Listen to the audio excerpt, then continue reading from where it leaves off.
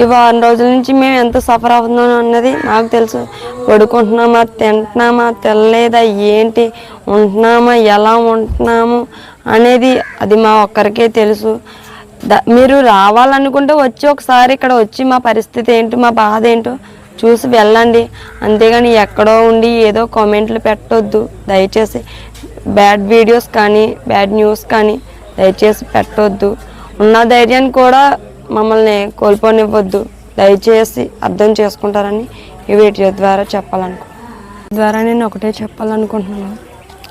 పిల్ల కనిపించలేదన్న బాధ కన్నా మీరెవరైతే కామెంట్స్ పెడుతున్నారో, నెగిటివ్ కామెంట్స్ ఎవరైతే పెడుతున్నారో, నెగిటివ్ వీడియోస్ ఎవరైతే చేస్తున్నారో దయచేసి తల్లి బాధను అర్థం చేసుకొని కామెంట్స్ కానీ వీడియోస్ కానీ న్యూస్ కానీ తగ్గిస్తారు, ఆపేస్తారు. ఇదివరకు పెట్టిన కామెంట్స్ డిలీట్ చేస్తారు. మా ధైర్యాన్ని మాకు ఉంచుతారు.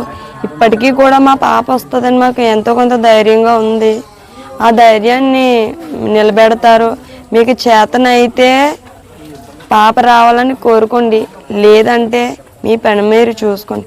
అంతేగాని మీరు ఎక్కడో ఉండి మీరు చూసింది ఒకటి చూడకుండా ఒకటి సోషల్ మీడియాలో వస్తున్నాయి కదా, వీడియోలు వచ్చేస్తున్నాయి కదా, ఇదే జరుగుంటుంది మీరు అనేసుకోవడం, కామెంట్స్ పెట్టేయడం అది కరెక్ట్ కాదు.